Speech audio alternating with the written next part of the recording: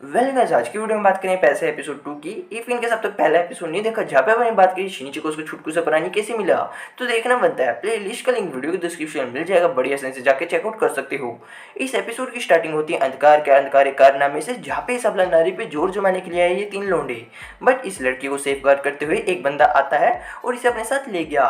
But गुंडे हम जानते हैं पीछे किसी से रहने नहीं वाले, एक लोहे की रोड ला के इस बंदे के सिर पे खिंचा के मारी। एंड बंदे ने अपनी मुंडी घुमाई। तुम 4 लोग हो, लेकिन मेरा पेट तो सिर्फ एक बंदे को खाना चाहता था। एंड देखते ही देखते इसकी मुंडी खुली और चारों को टकनाटीट कर दिया। एंड पंगा सच्ची में पड़ गया, इसे अपनी शक्ल बदलनी पड़ेगी ताकि पुलिस इसे ट्रैक नहीं कर पाए। पर इन सब के अलावा जैसा कि अपनी मेन स्टोरी चल रही थी शिनिची के अराउंड, जो कि जा रहा था पुलिस के पास। एंड मिगी कहता है क्या तुम अभी भी पुलिस के पास जाना चाहोगे, लेकिन शिनिची कहता है इफ इनकेस मैं दिखा दूंगा तो मेरे फालतू में टेंशन वगैरह बढ़ जाएगी, इससे अच्छा तो मेरे हाथ में रहे, फालतू के दुश्मन आएंगे तो उससे लड़ता वगैरह रही हो। एंड यहाँ पे इसका नाम रखता है मिगी। यह काफ़ी क्यूट है मिगी, और इसे पूरी की पूरी सीरीज में आगे से मिगी कहने वाला है। सिमिलरली स्कूल की तरफ आते हैं, जहाँ पे है फिजिकल एजुकेशन पीरियड। बास्केटबॉल खेलते खेलते पहला गोल कर दिया। पीछे की तरफ से यूकी आवाज लगाती हुई कहती है इफ इन केस तुमने एक और गोल कर दिया तो तुम्हारी दोस्त पुरानी बातें भूल के फिर से तुम्हारी दोस्त बन जाएगी। इससे अच्छा हो भी क्या सकता है यार, वो कितनी माड़ी बनी थी, भुला भी नहीं सकते यार। टोटली हॉरिफाइड हो, अगर ये दोस्त बन जाती है तो इससे अच्छा होगा भी क्या। और फिर से गोल करने की तरफ जाता है, पर साइड की तरफ से रोकते हुए ये लड़का उसे गोल करने से रोकता है। बट थैंकफुल टू मिगी, उसने गोल कर दिया। जैसे ही फिजिकल एजुकेशन पीरियड हुआ ओवर, सारा सामान निपेटने की बारी इसकी थी। एंड कुछ बातें प्राइवेट भी करनी चाहिए, जहाँ पे इससे काफ़ी ज़्यादा माफ़ी मांगता है और कहता है कि जो मेरे हाथ ने करा सारा कुछ अपना करा, मेरे इसमें कोई फोर्ट वगैरह नहीं था। एंड ये लड़की भी कहती है चलो मैं तुम्हें माफ़ करती हूँ और अगली बार भूल के भी ऐसा कुछ दोबारा मत करना। एंड मैं तुम्हें एक माह शर्त पे और माफ़ करूँगी इफ इनकेस तुम मुझे पैन केक खिलाने के लिए लेके जाओ। एंड सिमिलर इनकी बातचीत होती है, ठीक है मैं पैन केक खिलाने के लिए जाऊँगा, बट टोटली हरामी है मिगी, बिकॉज एक नुन्नू की शक्ल में चेंज होके उसके पीछे हिलाने की कोशिश करता है और छुपाया। एंड ये सब क्या एम्बैरेसिंग सिचुएशन थी। और इस सब के बाद वो लड़की वहाँ से चली जाती है और यहाँ पे इससे पूछता है फैन के टके ये तू क्या कर रहा था। एंड यहाँ पे मिगी अपने सलाह देते हुए कहते हैं मुझे लगा तो उसके साथ मैटिंग करना चाहता है। एंड आई डोंट नो कि तुम जानते हो या नहीं मैटिंग का मतलब क्या होता है। इफ इनकेस नहीं जानते तो गूगल पे सर्च कर सकते हो, तुम्हें सलाह मिल जाएगी। लेकिन पीछे की तरफ से आता है वही लड़का जो किसी गोल करने से रोक रहा था। कहता है मेरे साथ चलो, मैंने तुम्हें कुछ बताना है। और बाहर जाने के बाद बताता है कि मेरा इस लड़की यानी कि तुम्हारी गर्लफ्रेंड के ऊपर काफ़ी समय से क्रश है, मैं उसे काफ़ी ज़्यादा पसंद करता हूँ। लेकिन तू ख्वाब में हद्दी कहाँ से आ गया, 2-3 हिक्के पिक्के मार के मुद्दा सुझा दिए इसका। लेकिन शिनिची नहीं चाहता कि मिगी इसकी फाइट के बीच में इन्वॉल्व होए, पर जैसे ये लड़का इसके मेन पार्ट पे मारता है, मिगी को आगे गुस्सा और खिंचा के अपने आप को एक्सटेंड करते हुए उसको ठूट पे सुझा दिया। एंड एक बार के लिए वो भी नहीं समझ पाया भाई मेरे साथ क्या बनी, और वहाँ से कल्टी मार के भाग गया। और तेरी की तो यहाँ पे शिनिची पूछता है आखिरकार तुम्हें ये सब करने की क्या जरूरत थी, मैं उसे अपना भी सुलट सकता था। लेकिन यहाँ पे मिगी अपना पॉइंट ऑफ व्यू रखते हुए कहता है कि मैं तुमसे लिंक हूँ, इफ इनकेस कोई तुम पे हमला करेगा डेफिनेटली वो मुझ पे हमला कर रहा है, तो इसलिए मैं उसे सजा पक्का दूंगा। और कहता है जाओ बाथरूम में जाओ, तुम्हें हल्का होना पड़ेगा बिकॉज उसने गलत जगह पे मारा है। सिमिलरली बाथरूम की तरफ जाता है और कहता है मिगी अरे इसमें तो कुछ इरेक्शन फील हो रहा है, ये तो खड़ा हो गया। एंड देखते ही देखते हिलाने की कोशिश करता है, बट अबे बहन की टक्की ये क्या गलत काम कर रही, गलत काम है। और जाके अपना हाथ धोता है बिकॉज काफ़ी गलत कर लिया।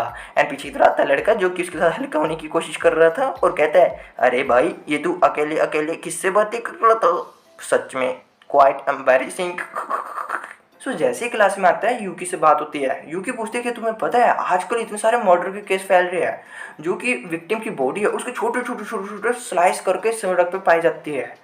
सच में काफ़ी फियरफुल है। लेकिन यहाँ पे शिनिची समझ गया आखिरकार वो हो क्या हो सकता है, डेफिनेटली वो एक पैरासाइट है। सो जैसे ही ये लोग आते हैं घर पे, मिगी कर रहे थोड़ी सी इन्वेस्टिगेशन, आखिरकार वो क्या लफड़ा था। और अपना कंक्लूजन रखते हुए कहता है जैसा कि अपनी फाइट हुई जिस डॉगी से, वो डॉगी दूसरे डॉगी को खा रहा था। इन द सिमिलर वे जो पैरासाइट अपनी जिस बॉडी को होस्ट बनाएगा सेम उसी तरह के जानवरों को खाएगा। फॉर एग्जाम्पल अगर वो पैरासाइट किसी इंसान की बॉडी में चल गया तो दूसरे इंसानों को खाना शुरू कर देगा।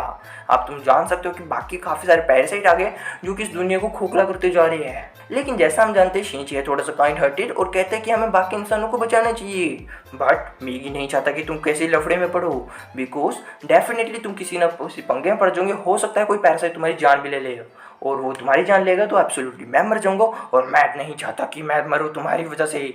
अगर तुमने कोई फालतू का पंगा पाया तो मैं तुम्हारी आंखें नोच लूंगा। सो थोड़ा सा रेस्ट करने के लिए बेड पे लेता है, लेकिन सिर घूम रहा है। आखिरकार बाकी के पैरासाइट जो कि इंसानों को मारते जा रहे हैं ब्रूटली, उन्हें कैसे रोका जाए। इसे कुछ समझ नहीं आता तो थोड़ा बहुत टहलने वहलने के लिए आता है बाजार की तरफ। कैसे पता करे इन सब लोगों में से असली में पैरासाइट है कौन। पर अचानक से मिगी कहता है मुझे आवाज़ आ रही है, कोई आसपास मेरे जैसी ब्रीड यानी कि एक और पैरासाइट है। और लगता है डर और कहता है ऐसी कल्टी मार लो, लेकिन वो पीछा कर रहा है हमारा। और देखते देखते शिनिची जाता है एक सुनसान सी सड़क पे। एंड ये पैरासाइट भी कहता है अबे बहन की टक्के तू कहाँ पे जा रहे है, हमारा घर तो किसी और तरफ है, तू उसे किधर जा रहे है। लेकिन शिनिची इसका कोई जवाब वगैरह नहीं देता और आखिर में आ जाता है खाली से पार्क में। एंड यहाँ पे आके कहता है कि हमें इंसानों को बचाना पड़ेगा फॉर ह्यूमैनिटी। अबे बहन के टक्के क्या ह्यूमैनिटी आ गई, अगर तूने मार दिया तो पंगा पड़ जाएगा। लेकिन कैसे न कैसे कन्विंस कर लेता है मिगी को और पीछे की तरफ आ गया वो। ही आखिरकार मुझे पता चल गया तुम लोग मुझसे बच के क्यों भाग रहे थे।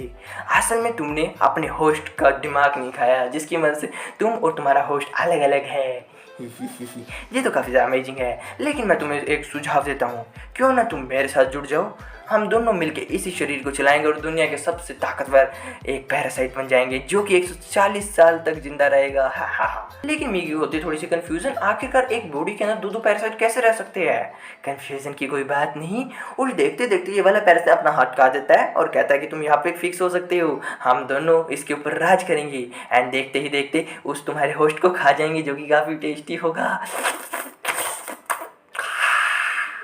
पर मिगी कुछ जवाब वगैरह नहीं देता और ये पैरासाइट कहता है अबे बहन की टक्की बोल ले, मेरा खून इतना सारा भाग गया, अगर ज़्यादा भाग गया तो पंगा पड़ जाएगा, बोल बोल बोल। लेकिन मिगी कुछ बोलता नहीं और फाइनली अपने अटैकिंग फॉर्म में आके शिनिची पे हमला करने वाला होता है। सेम टाइम बचा लिया मिगी ने, मुझे लग रहा था यार मार देंगे इसको, और हमला करते करते उसकी गर्दन काट के फेंक दिया।